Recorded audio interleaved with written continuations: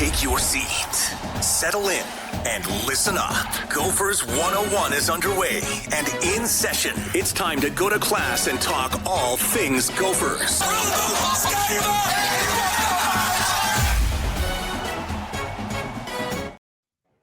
Thor, it doesn't matter how many times the Gophers have done it in recent memory, or perhaps how many times they will do it in the future. Wins against the University of Wisconsin should be celebrated, especially, Thor, when you went, I did the math with Manny on Sunday, pretty darn sure it was 3 different presidential administrations without winning the Axe. So when you win it in back-to-back years, and 4 out of the last 5, and 5 and 9, you celebrate those things. Doesn't matter what the record is, although I would argue 7 and 5. Not great, but pretty decent record, especially for this team. Thor, tickled pink to be talking to you and not having to be angry about the defense.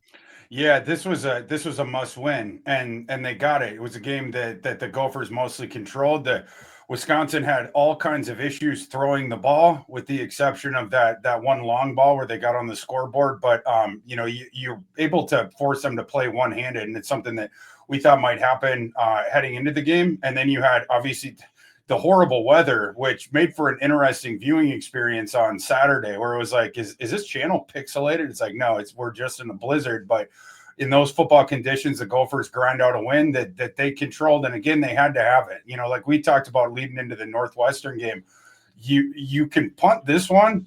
You cannot lose the Wisconsin game. And so they were able to do that and finish 7 and 5 in the regular season. Well, and how did they do that, Thor? The one constant was, at the end of the game, you could look at just total yards and go, well, how did the Gophers win the game? Well, evergreen topic for Gophers 101 this year. They won the game, in this case, largely for one reason. More often than not, there were 2 reasons. They won the turnover battle. They didn't get a ton of points off of those turnovers, but they didn't turn the ball over one time. Wisconsin did 3 times. It eventually led to 7 big points late in the game. Our guy, John Nestor, I talked about this with Manny. Oh, gosh. What a game.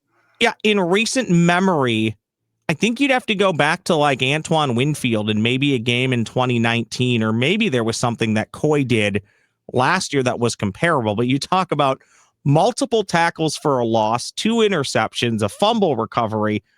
Legitimately, when they say he's all over the field today, he defined being all over the field. He was in on every big play. So for as hard as I was on the defense this year, and I will say this, being at the game, Thor, I don't know if you were there. We haven't talked a ton. Or even on TV, I don't know how much you could see. I'll be honest, there were receivers open. Specifically, Carter Smith was not seeing them. Maybe it was weather related. Maybe it was being scared to throw the ball. But at the end of the day, it doesn't matter. You did what you needed to do. And Nestor, that had to feel so good for him, especially after going back home, where he started his college career, to Iowa, not playing so well and not being able to finish the game due to injury, to play like that against what I still say is the number 1 rival of the University of Minnesota. And from everything that I've gathered from watching about 4 or 5 different Wisconsin Badger podcasts and post-game shows, I would say that, I don't know if it was this way 10 years ago, Minnesota is their number 1 rival, without a doubt, based off of everything from these podcasts. So it's always great to win these games, Thor. And look, maybe at some point they don't. Maybe it goes the other way. 4 out of 5 years, it goes back to Wisconsin. But celebrate it, because dang, is it fun when you can win that game. Yeah, John Nestor, that one, the thing it reminded me of was the Isaiah Rodgers game against the Bengals, where every time you look up, John Nestor either has the ball, he's taking it from the offense, or he's flying up to smack a running back, he's recovering a fumble. It was just over and over again. Every time Wisconsin had the ball, it was John Nestor, or as one of the announcers was calling him, Nystor. So then we were doing the Nista, it's the Mista lady. Get Wisconsin out of here. Yeah, we definitely had some fun with that. But yeah, just an incredible performance by him. Wisconsin was having trouble throwing the ball anyway, but Nestor, it was, beyond the interceptions like you're talking about, he's coming up and just smacking people in run defense as well. Incredible performance from him. And then he helps, by himself, single-handedly flipped the turnover battle in that game.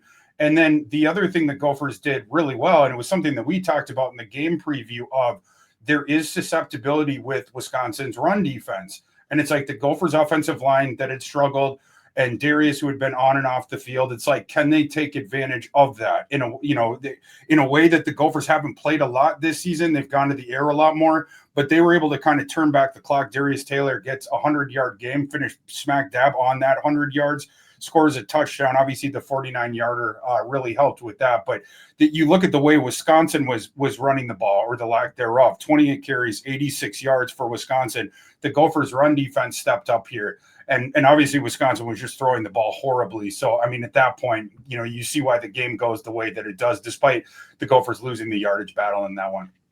I've done this a few times this year, and I think this is a good place to do it as the season has finished 7-5. Gophers retain the axe.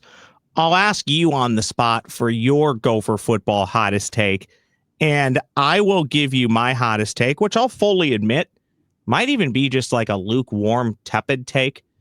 But as we sit right now, Thor, my hottest take is the Minnesota Golden Gopher football program is just leaps and bounds in a better place than the Wisconsin Badgers football program. Doesn't mean that it won't be that way or that it'll still be that way next year. Wisconsin's talked about increased investment financially into the program. Luke Fickell's coming back. I get all that.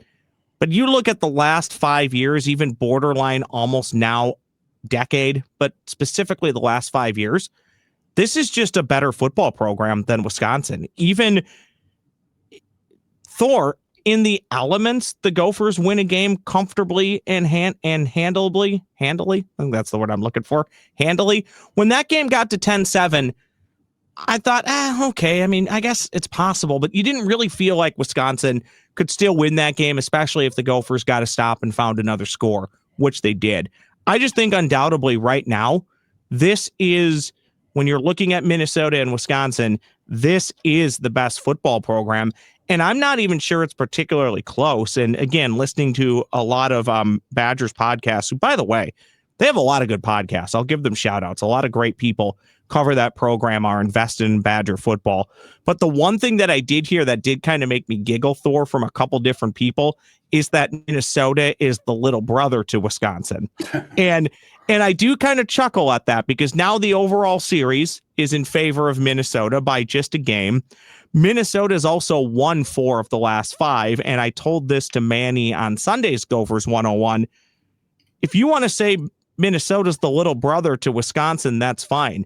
But sometimes little brothers end up to be bigger, stronger, and faster. And in this case, right now, that's the University of Minnesota. So my hottest take, the Gophers are a better football program than Wisconsin. And I know people on that side of town or this side of the river or down 94, they're going to have trouble hearing that and maybe parsing with that. But it's true. This is a better football program than Wisconsin. That's a fact. Right now, that's a fact. Holding on to that in the years ahead, that's where it gets interesting. But yeah, I mean, what you said, that's just an objective fact. That we'll see if Wisconsin, they do flesh out the NIL funds for Fickell. That's what they promised, and then they promised to bring him back as a coach. So it looks like that's going to happen there. And we'll see how Fickell does with the NIL.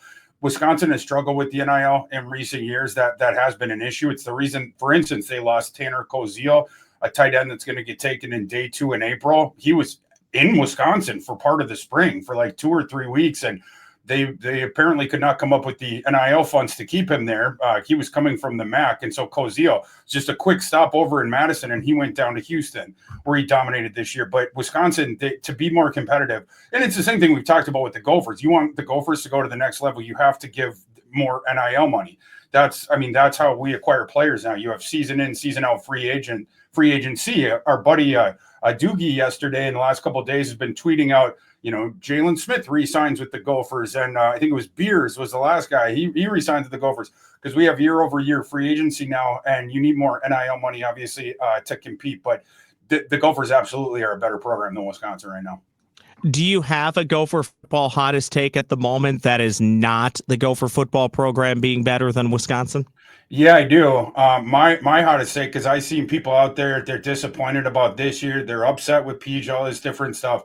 My hottest take is that the Gophers finishing 7-5, they didn't underachieve to that they overachieved. I don't think this roster was great. You had enormous holes, and to get to 7-5, I actually think was, I don't want to say like impressive, because of course the same coaching staff is the one that's putting together the roster, but with the NIL constraints, and in this year where this was kind of the reload year, you're sort of like in between. Next year, if they can retain guys and just plug a couple holes in that starting lineup, I think this team is really, really good, that it could be dangerous. We'll have to see, right, with the year-over-year free agency thing. But just to give some data to that, Ross, I love looking at SP Plus and some of the advanced metrics in there. It's something that Bill Connolly from ESPN does, gets deep into the analytics.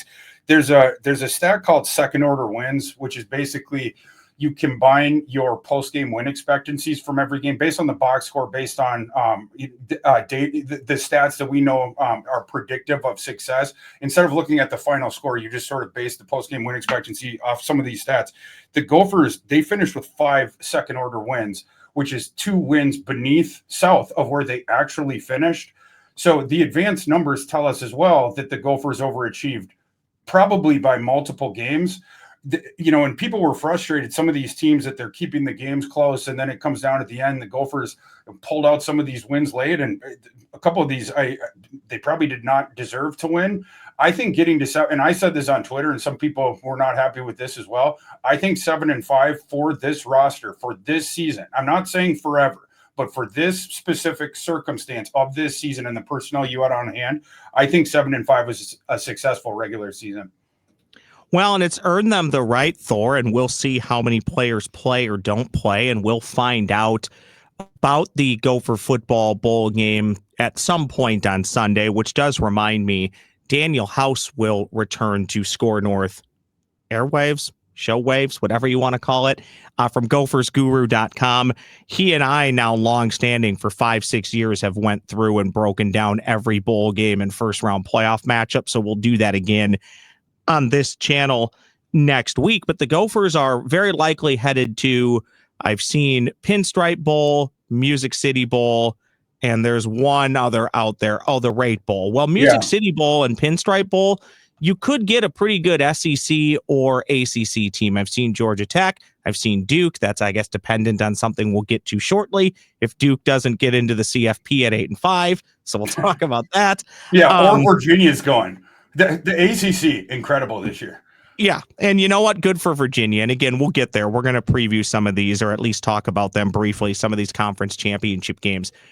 But the Gophers will have a right to perhaps earn another really nice win against a good program in a handful of weeks. So I'm looking to see who that is. And Georgia Tech could be kind of fun. Gophers took on Georgia Tech in the last game for Paul Johnson many moons ago. What was that, 2017 against Georgia Tech in the mighty Quick Lane Bowl. So we'll see. There's a lot still to come with Gophers football. Thor, you're going to, I guess, take a brief hiatus, but you'll be back to preview the bowl game and talk about the bowl game. So plenty to talk about Gophers football. We're going to continue to talk about it. I know as this podcast drops, yesterday was National Signing Day. Daniel House will probably get into a little bit of that. I trust the likes of him, Ryan Burns, Tony Liebert, a lot more than I do. I can only go off of what I read and what I look into. But by all accounts, the one that I still go to, because I'm old school, just for an overview, a snapshot, is I'll go to Rivals Thor. Well, right now, Rivals has this as the 25th best recruiting class in the country. Again, I struggle for what does that mean. In the old system, Thor, I always struggled for what does that mean. Because you know what it is as a talent evaluator. Sometimes you overvalue players, sometimes you undervalue players. And now, not only with that, Thor, now you got to keep them in the program. If they're good, you got to find a way to keep them. So I don't really know what any of that means, but I know it's better to have a higher number than a lower number. So good for PJ Fleck and his staff at this point.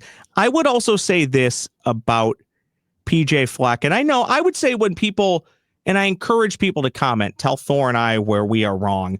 The one thing I would say that I think you and I continually get hammered for, Manny as well, by the way, I would say all three of us, I don't think that either one of us, generalizing, would say that PJ Fleck has gone as high as he can at Minnesota, or that they can't go higher. I don't think any one of us have said that or will say that. I've been very critical of him at times. But to go back to your point, Thor, and again, kind of an evergreen topic for the season, this team is not 7-5 if he and the coaching staff does not prioritize holding on to the football and winning the penalty battles. If they don't do those things, we might be talking about a 4-8 team and wondering where the program's going. At least now, yeah, you might want the team to be better than 7-5. So do I. You might want to be better than winning 8-9 games a year when you tack on the bowl game. I think we all want that. I'd love to be Vandy in Indiana. But think about that in itself, Thor.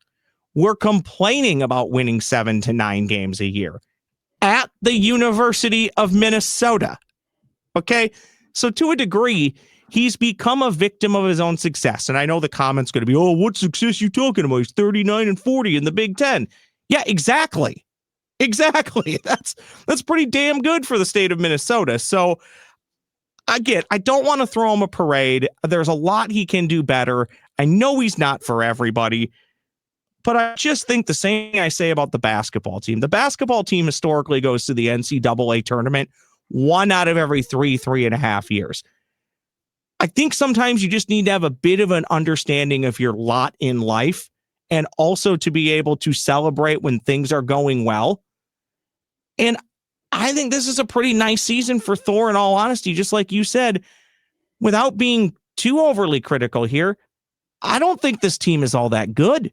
So to be sitting here at 7-5, beating Wisconsin for the 4th time in 5 years, that's fun to me. Criticize me if you want, but yeah, I don't want to be 7-5 next year. I think the floor next year should be 8-4. I think you should be 8-4 better next year. But we can have that conversation at this time next year. For now, you can celebrate when fun and good things happen. Yeah, I think so. And again, everything it exists within context, right? And the context of this roster, again, go back to our preseason preview episodes, where we're talking about some of the holes on the roster. This was not the 2019 Gophers or whatever in terms of talent. This was sort of your in-between year. And again, if you retain your roster and then with a couple sage portal acquisitions, you can plug a couple of those holes. The next year's team, I think, could be really, really good. You have to sort of speak in hypotheticals about that until we see what the roster is actually going to look like. We have to get through the transfer portal window and everything like that and just see where the things shake out. But just in terms of the guys that are returning that still have collegiate eligibility, there's a lot there. But in terms of this team, yeah, it wasn't a super duper inspiring roster because of the holes, and what we talk about offensive line, talk about linebacker core, cornerbacks, notwithstanding Nestor's performance on Saturday against Wisconsin, but you had some holes there. But going forward, you hope that you can plug them. And the thing that I've said over and over again to the fans that are the most frustrated about where the Gophers finished, they're frustrated by a 7-5 season. The thing you could do is contribute to the NIL fund. Why did Lane Kiffin go to LSU? They promised him $25 million to spend in NIL every year. So he gets to go on a shopping spree every single year and steal other people's players. That's the sport now. That's the sport. Fleck, when he was coming up, I'll give him the benefit of this doubt. Like the thing that he was good at, it was identifying under-recruited players starting at Western Michigan and then keeping them around for 5 and/or 6 years to the end of their collegiate ability. And he showed the ability to develop those guys. And he also, he's shown the ability to do that with Minnesota too. Of course, now you have to protect against larger vultures coming and poaching your players. And this offseason, we're going to have to see if that happens. Coy Parrish is a guy to watch for that. Drake Lindsay, we hope ends up staying. But there's some big players that schools are going to contact and try to poach them from the Gophers. But for the circumstance of this season, 7-5 was a success, in my opinion. Well, and I think, Thor, when you throw out that number of 25, I had heard and seen 30 million a year, but 25 at that point, still a lot of money, leaps and bounds over most programs. That is in addition to, I guess, what we'll call the salary cap for all of your athletic programs. So roughly $19-20 million the University of Minnesota has to dole out just to dole it out. That goes across all their programs. It's up to Mark Coyle to decide Do I give $15 million to football and let everybody else fight over the other 4 to 5?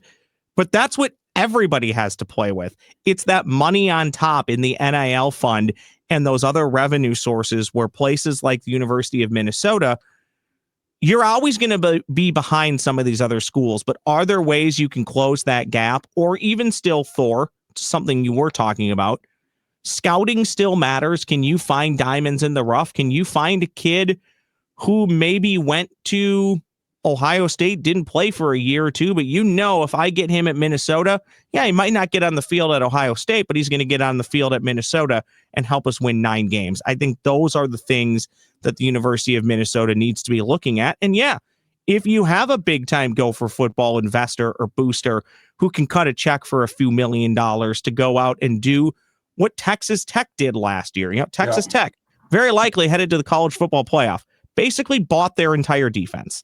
And that's the other thing. Well, look at what Texas Tech's doing this year. Look at what Vandy's doing. Look at what Indiana's doing. And the comeback to that continues to be, I know just because you have money, it doesn't solve everything, but it does get a lot easier when Indiana can go out and buy the best quarterback on the market because they have a financial backing to do that. Now, hopefully Minnesota won't have to do that at the quarterback position, but could they get a couple $1 million to go get a couple linebackers and some guys on the defensive line? Boy, wouldn't that be awesome? And sometimes it is as simple as, oh, I see this is the NIL beer. Great, I'll buy it. Oh, these frozen pizzas. Great, I'll buy it. Anything you can do to put extra money into that kitty, if you're a Gopher football fan, you should be doing that. It's not all just about the head coach and the coaching staff anymore. There's so much more that goes into it. Oftentimes, at the end of the day, the coach is going to be the fall guy. Everybody knows that, but we all have a little bit of a part in this if you're a Gopher football fan. So if you have the means to make a financial donation, get a Dinkytown Athletes membership, go buy a pallet of the NIL beer, go ahead and do that. Might just buy you an extra win or two on the season. I do want to ask you on the defensive side of the ball, Thor, would you do anything different with coaching staff? Would you do anything different with schematics?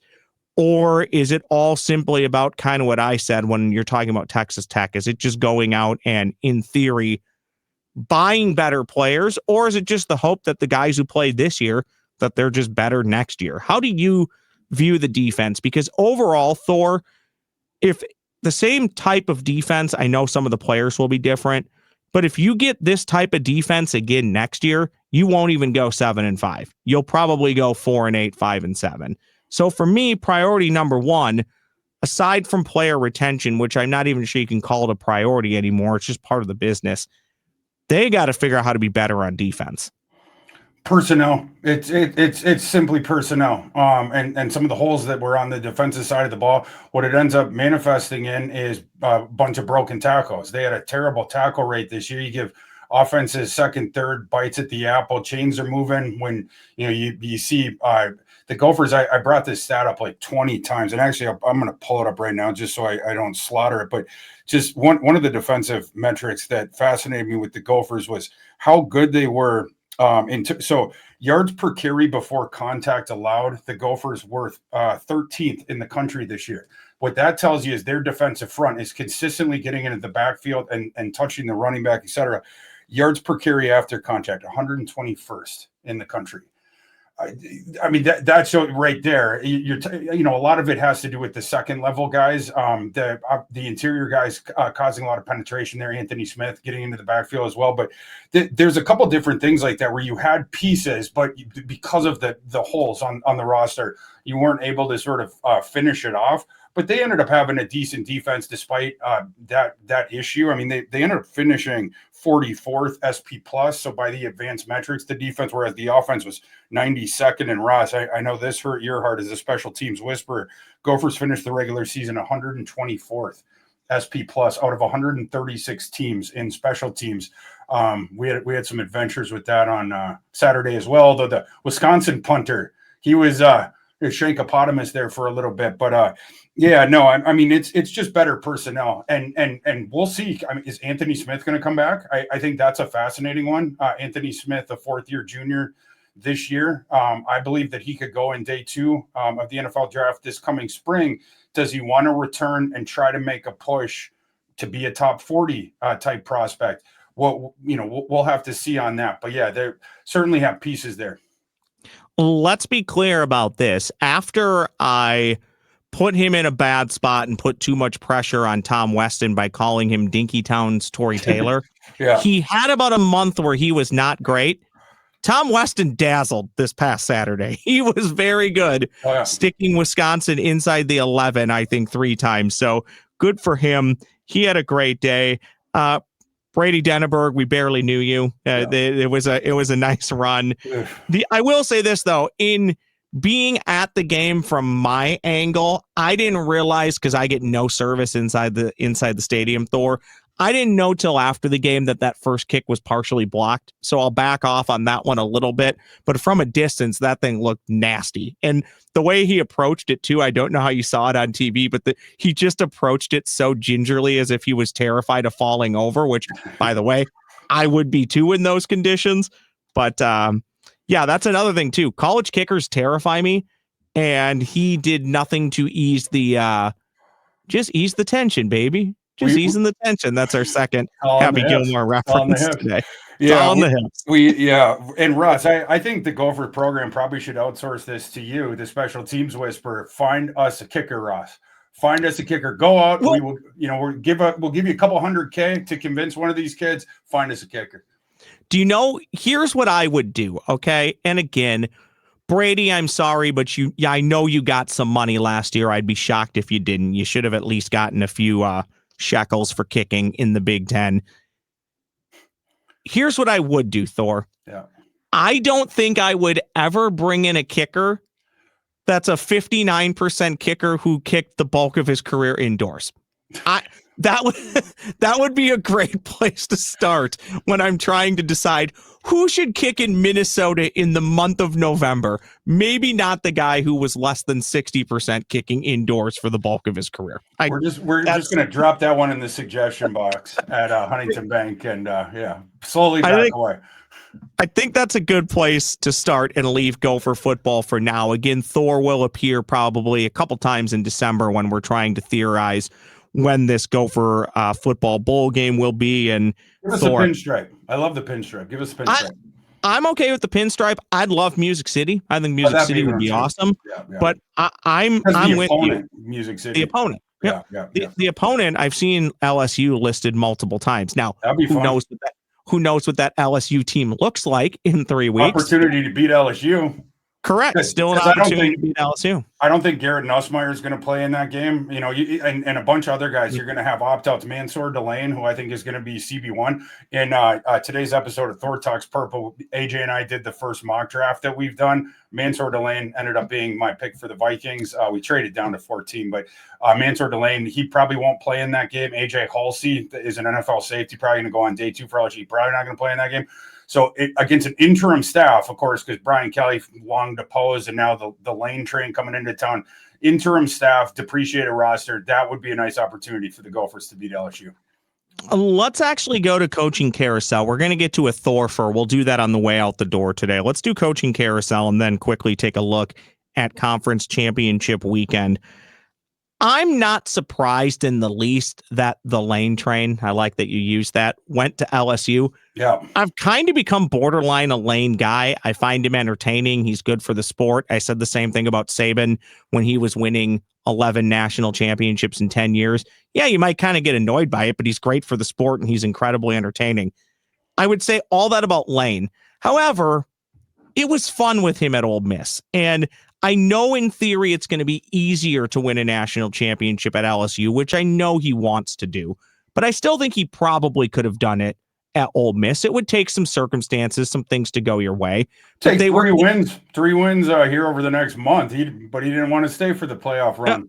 Correct. But they're in the playoffs now. So that's my argument that Lane, you're probably not as far away as you think you are, but I don't even think he thought he was far away at Ole Miss. I think what this comes down to is wanting to make his I believe, departed old man proud, Monty Kiffin. Correct me if I'm wrong, but I don't believe Monty's with us anymore. And then, and sorry if you are Monty and I just put you in the grave, so apologies for that. And then I also think some of it too is, even though it seems to be friendly these days, I think a lot of it is, I want to go into Saban's territory and win some national championships. I think that's a lot of it for the Lane train. Yeah, obviously there's ego there. And I think for Lane, the ability to have more NIL money than everyone else, the ability to sort of sit on the top of that mountain and then walk down in the off season and just, I'm going to take that. I'm going to take that. I'm going to take that dude from you. It's in this era, knowing that you're going to have the most ammunition heading into every off season. Obviously that was crazy attractive. I think that was probably the big thing there. It was fascinating how quickly that thing soured with Lane. Whenever, he leaves a job, every single time there's absolute fireworks. And this time the hilarious, so many funny things from it. One of them, the Ole Miss fan base turning on him and then beginning to, it appears that Lane, he was getting acquainted with people outside the football program around campus, that maybe he had a lot of friends that were females. And you had this push. Shocked. Yeah. It Shocked. was the Ole Miss fans, they called it the hashtag Lanestein files, like Epstein files. And people were posting screenshots of text messages and Snapchats that Lane Kiffin had sent. It was like, you'd have like college age girls and Lane being like, come over, but it'll be our secret. Like, we don't want Tommy to know, or, all these screenshots, and stuff like that. Like, you usually wouldn't see stuff like, but the fan base just totally turning on Lane Kiffin. So I thought that was funny. I also thought it was funny, Lane Kiffin, this long drawn out thing. And then Lane, because apparently it was like, 8-9 days where he had sort of provisionally accepted the LSU job, but then he was kind of trying to negotiate with Ole Miss of like, yeah, but let me stay on through the playoff, and then I won't poach your players, and like different stuff like this. And Ole Miss ends up telling him to get out, and then Lane Kiffin posts a thing, and he's like, man, I really wanted to coach these kids through the college football playoff and give them the best chance to win, but that Keith Carter, whoever the AD is at Ole Miss, like said no. And then Suntaran Perkins, one of their star linebackers, quote tweeted that last night. I retweeted it if anyone wants to see it on my timeline, but said something like, anyone that was in the team meeting knows that you're not telling the truth right now, or it's like something like that, but just outright calling Lane Kiffin a liar. But yeah, fireworks, as there always are when Lane Kiffin changes jobs. And let's not forget that Marty Smith drove around fire trucks, police cars, and was stranded there for a full day where they thought there was going to be the announcement. He's just standing there the whole time. Let's go back to Marty Smith. Yeah, still nothing. And then in and out of a ditch, up and over a ditch to get to the side of the airport. Then there's crazy. The videos of people booing Lane Kiffin at the airport, which it's always kind of odd to me. A new coach lands, people gather at the airport. Coach leaves for another job, people gather at the airport. Yeah. At that point, it's over, or they're coming to your program. Whatever. I guess I'm never going to quite understand that. Anything else from the coaching carousel stand out to you? I will say there's one thing I want to talk about with you. Okay, I got one for you. The Ryan Silverfield to Arkansas. I think he's going to be fine there. But the way Arkansas, again, thinks about themselves and the way they kind of sold the job to their fan base was, and I know it's not going to be this name, hyperbole again, is that we're going to get Nick Saban. Well, no, instead you're just going to get this up-and-comer from Memphis. I think he might be fine there, but he's not going to win the press conference. So Arkansas always intrigues me because Arkansas, to a degree, and I hate to disparage the Gophers, but I think Arkansas oftentimes loses their lot in life and has a misunderstanding of who they are. Not that you can't be better. We've seen that you can with Cignetti at Indiana, Clark at Vanderbilt. I'm not saying anybody should be happy with where they're at, but you're going to need to identify the guy that takes you to that next level. Very few times are you going to get, like Lane Kiffin was never going to go there. It's not like they were going to get Lane Kiffin to take that job. So they're probably better off with Silverfield than they think they are, than the average fan does. But it kind of surprises me that nobody in Arkansas is excited about that. It's more of just a meh. I think Ryan Silverfield's going to fail spectacularly there. He's a guy at Memphis where it's not an X's and O's guy, but he's decent at recruiting, especially when he has resources. And Memphis, because, in the G5, you have more resources than almost anyone there. they were able to have some of these good rosters, and they were solid in the portal in terms of G5. They were one of the top teams in that the last couple of years. But when he had analogous talent to other folks, his teams were not as good because he's not a great scheme guy. And now you go to Arkansas, a place where the AD admitted to the media that he was asked when they fired Sam Pittman, the Arkansas AD, a reporter asked him, like, did Sam Pittman have enough NIL funds to legitimately be able to compete in this conference? The athletic director goes, you know the answer to that. No, categorically no. He did not have the resources to compete with the top SEC programs. So how is a guy where his success has come through, having resources, and then, you give him credit for signing those guys? This is not the same scenario. You have gone from the top of the G5 mountain in terms of resources to the bottom of the SEC in terms of resources, and now you're competing in recruiting, which is supposed to be your special sauce, with Alabama, Lane Kiffin and his Fort Knox of NIL funds, Georgia, like all these different teams. I think Ryan Silverfield's going to find himself with talent bereft rosters that he does not have the schematic chops to coach himself out of. I'm going to predict 3 years or less for Ryan Silverfield at Arkansas. And then, Ross, the one that I wanted to talk to you about, that we're going to keep this, we're going to go back to the Big Ten. And this one, I find this one to be utterly fascinating. Penn State, who appears to have misread the room and made a miscalculation that may be truly devastating to the program. You fired James Franklin kind of petulantly back in September, when you have the 3-game losing streak, and then it's like, all right, get out. And you're like, we're going to get ahead on the coaching carousel. And Pat Kraft, the AD at Penn State, had gone up there and was like, oh, we're going to get ahead of this, and we're going to hire a coach that has this and this and this, and we're going to bring it back to the top. And like, he was like this fiery speech. Penn State's job is still vacant. We have now passed National Signing Day. And by the way, looking at those rankings, Ross, you brought up before, Penn State is situated between like Akron and like Kennesaw State, like at 125th in the recruiting rankings, which makes sense because there isn't a head coach to sign the prospects. So now you're going to have to play from behind the first roster of whoever they end up hiring. Lord knows. Kerry Collins, Kijana Carter, can someone take this thing over? No one is taking that job. Sataki was there, the last one, and he turned them down. They've been turned down by like 10 people now. They're going to have to pick up the pieces, but whoever ends up taking that job, you now have to probably just construct a year one roster, mostly of transfer portal guys. And you're going to get a late jump on that because of the way that this thing has gone down.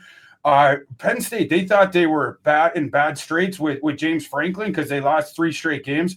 This could get worse. And Pat Kraft, he seemed super excited to fire James Franklin. He was freaking beaming.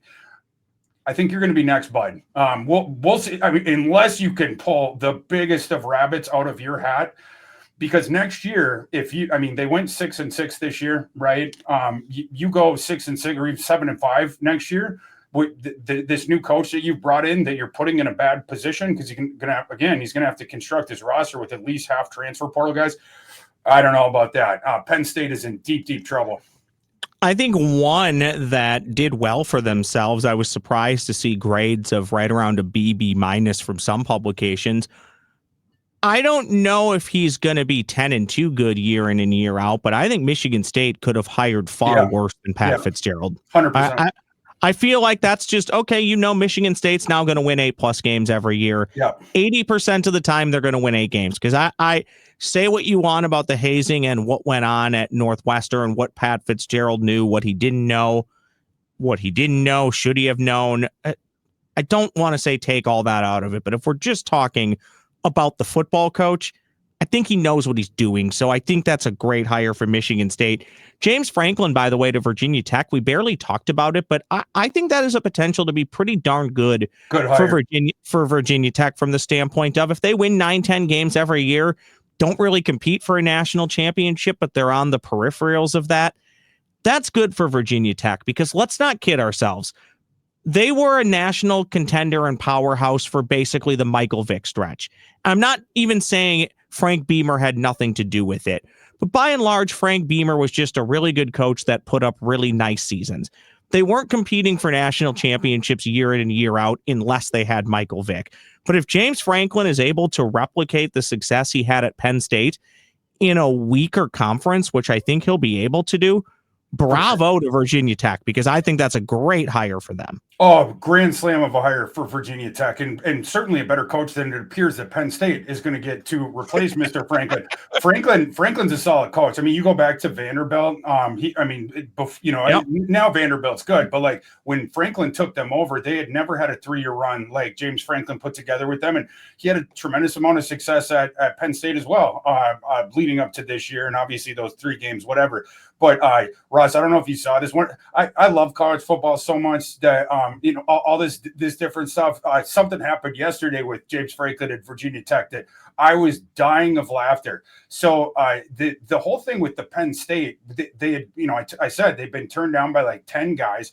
Then they turned to Kalani Sitake, and they thought the BYU coach, and they thought they had an agreement with Sitake. At least it was like a verbal or like a handshake over Zoom or whatever. But BYU catches wind of it. The boosters step up, notably led by the guy that founded Crumble Cookies.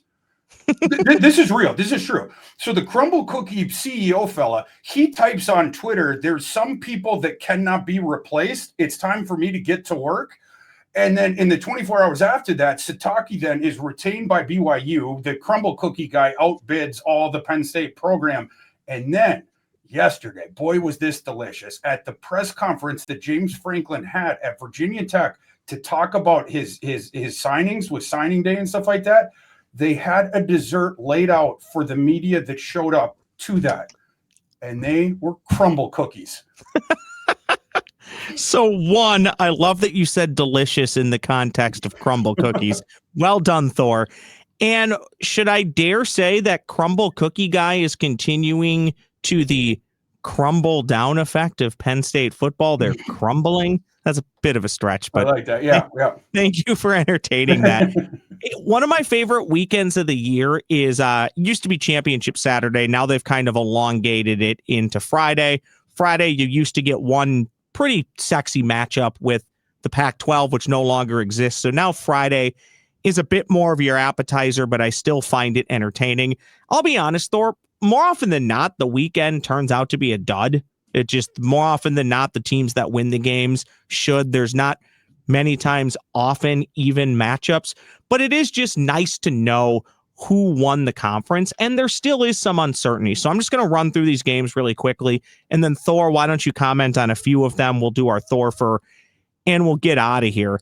Conference USA has the aforementioned, you brought them up earlier, Kennesaw State at Jacksonville State, and no, that's not Jacksonville, Florida. I believe that's Alabama, Mississippi, Alabama. Yep. Yeah. In the Fun Belt, we have Troy at James Madison. Why this one's important, James Madison still with a chance, some mild CFP hopes. The American Athletic Conference has North Texas and Tulane. Very interesting because both of these teams have a shot at the CFP. The one that loses obviously doesn't. I gotta believe whoever wins that one is getting in, but James Madison, I guess if they win 70-0 and Tulane and North Texas played with 13-10 game, perhaps James Madison gets in. But there's some intrigue on Friday night, and UNLV at Boise State could actually be a ton of fun. I'm looking forward to that on Friday. Saturday, you get the Big 12 championship game, BYU taking on Texas Tech. I think Texas Tech is in no matter what. BYU probably needs a win. Miami, the Miami University of Ohio, taking on Western Michigan in Detroit. At least one Miami reached a conference title game. The real Miami. Yeah, exactly. Of Ohio. That's of what Ohio. they say. That's what they say. The SEC, definitely the game of the day. Georgia takes on Alabama at a dentist's favorite time, 2:30 at Mercedes-Benz Stadium, Stadium in Atlanta. Big Ten, well, I guess Big Ten's probably the game of the day if you really think about it. Indiana and Ohio State. My hunch is Ohio State wins, but Indiana proves me wrong each and every week. Then the ACC, they're only getting one bid into the playoff. Will it be Virginia finishing at 11-2? And I would say earning it. If Virginia's in there, I don't have much of a problem with it. No. They have some nice wins. They're 11-2. They won a conference. They should be there. Duke winning the game and being in the college football playoff at 8-5. Dare I say, if Duke wins that game, Thor, is Duke the 12 seed? Does the group of five team leapfrog them to 11? I think they do. In fact, how could Duke pass them? Because Duke's not rated above any of those G5 teams, right? And whether it's I agree with you that the North Texas and Tulane's probably an eliminator game. There is a shot if it was both of them are not playing good, and then it's and then James Madison absolutely annihilates. There's a shot, but we think that one's a qualifier. But yeah, Duke at 7-5, and they're another. Like Duke, they're not much different qualitatively than the Gophers. And all you got to do is beat Virginia. I mean, easier said than done, but Virginia did not play the hardest strength of schedule. The ACC, bizarre kind of a conference. And, this elaborate tiebreaker was forced by Cal upsetting SMU, and Duke gets into this thing. But I do believe that if Duke upsets Virginia, that they will be the 12 seed, and that would bump the G5 team to the 11 seed. Who do you got between Georgia and Bama and Indiana and Ohio State? Georgia Bama is a tough one for me. I think Georgia continues to show that they're beatable, but more often than not, they find a way to win. I do believe in Indiana. Don't get me wrong, but I still just do believe Ohio State is more talented and they're the better team. Indoors, fast track. I'm going to take Ohio State, but at this point, I will never doubt anything that Indiana does under Kirk Cignetti. No, I might. You know what? I do think Ohio State a better team, of course, and they're 4.5-point favorite.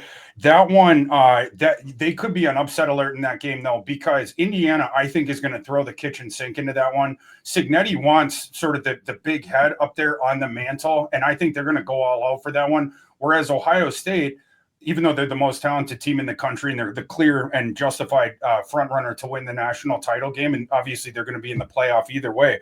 But they've been playing this season with the idea that they're going to be another 16 game season or whatever. They run one of the slowest paces in the nation, and they get guys in and out. I don't know if in the same way Ohio State coming off of a national championship and now preparing for the CFP, just because of what we've seen, they might not go totally balls to the wall in the way that Indiana is. I think Cignetti might view this as a potential ambush spot. So we'll see if Ryan Day is able to trump card him with talent, or if some of these other factors allow Indiana. But I would take the points with Indiana, the 4.5.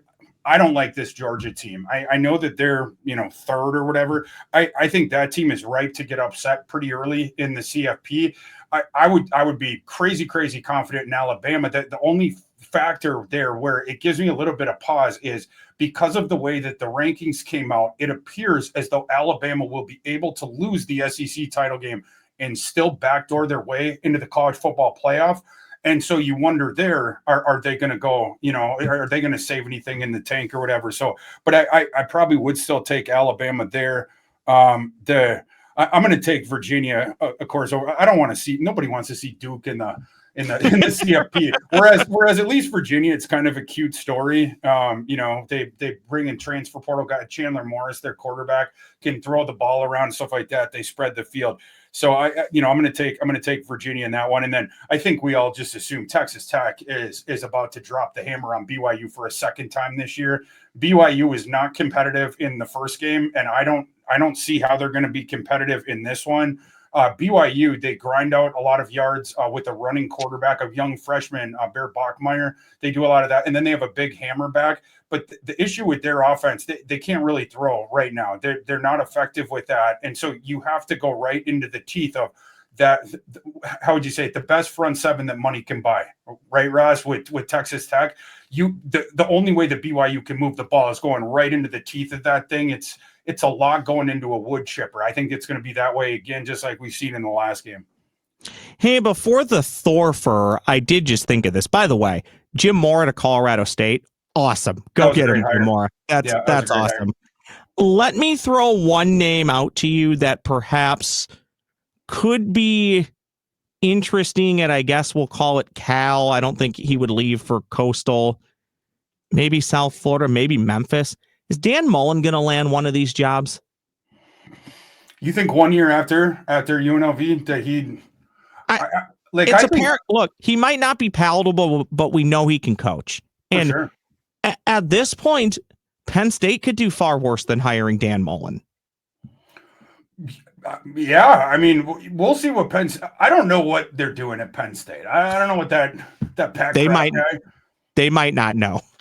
They might not know. Yeah, like, so I would need to know the other candidates that will actually say yes to that job. But yeah, there is a scenario that Mullen would be the best one. But yeah, I mean, like after a year, I wouldn't see Dan Mullen taking another G5 job. Now, if he had the opportunity to get back into big boy football like he was, Florida, Mississippi State, etc., I think he would jump at that for sure. He is a good coach, though. I was shocked how good of a TV analyst he was because he was such a curmudgeon. Especially at Florida with the media. And then all of a sudden he turned into like this affable, fun-loving guy on TV. And, he gets another opportunity with UNLV. Was great this year. They win double digits.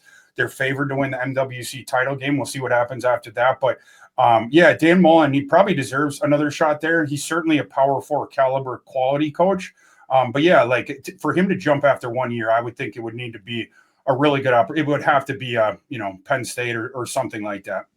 There's far worse places to coach and live too than Las Vegas. There's some advantages to being there when it comes to recruiting, compensation, all that. Okay, Thor, you and I are both up against the clock. I know it's a podcast, but we both have other obligations. So let's get to a Thor for a Gopher who showed out in the pros. I'm going to go out on a limb here and say it's not Max Brosmer. It's not Max Brosmer.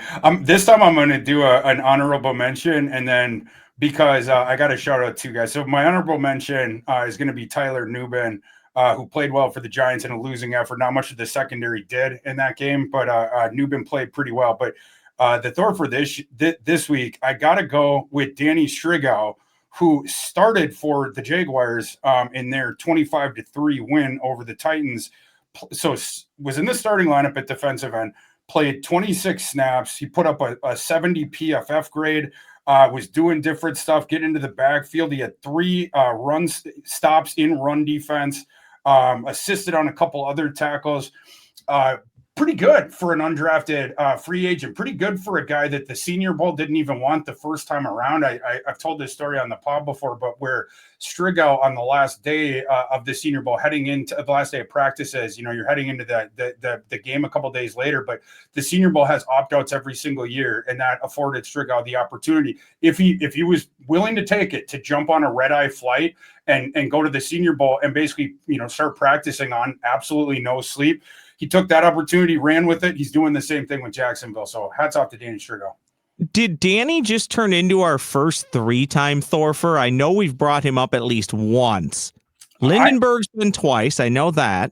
I think Strigow's at least twice, maybe 3 times now. It might be a second. Maybe I should have given this one to Nubin. But look, when you're an undrafted rookie free agent and you're starting on a team that has playoff aspirations and you're doing stuff, my hands are tied. I got to give it to you. When we started this, Thor, I never told you that it had to be a new person each week. It's truly a Gopher who showed out in the pros. That can be the same person each and every week for all I care. Thor, ton of fun. This is it for now, but really it's it for like 2 weeks. We probably won't see you next week, but you'll be back, I think, to preview some of the opt-outs, the bowl games, all that fun stuff, and then we'll talk to you after the Gophers hopefully win another bowl game under PJ Fleck as well. But thank you for doing this each and every week. It's been a ton of fun, especially playing most weeks, not every week, but most weeks, the unofficial pregame show to Purple Daily's Thor's Day. But now you got like 14 shows on the network. So now I'm just appreciative that you make the time to do this show. So thank you. Oh, of course. And can't wait to talk to you next time. Talking about the bowl game and whether it's Pinstripe, whether it's Music City, it's going to be a fun time. Both I would argue are great locations. It's New York City around the holidays. Not the most glamorous temperature, but you know what? It'll probably be better than what the Gophers just played in. Or you get to go to Nashville in late December. You really can't beat either one of those. And I think I got to hit you with this. That'll do it for this edition of Gophers 101. Please, if you're watching on YouTube, subscribe to the Score North channel. Make sure you comment. And if you're listening on Apple, Spotify, please comment, and review. That's Thor Nystrom. I'm Ross Brendel. Thank you so much for participating in Gopher.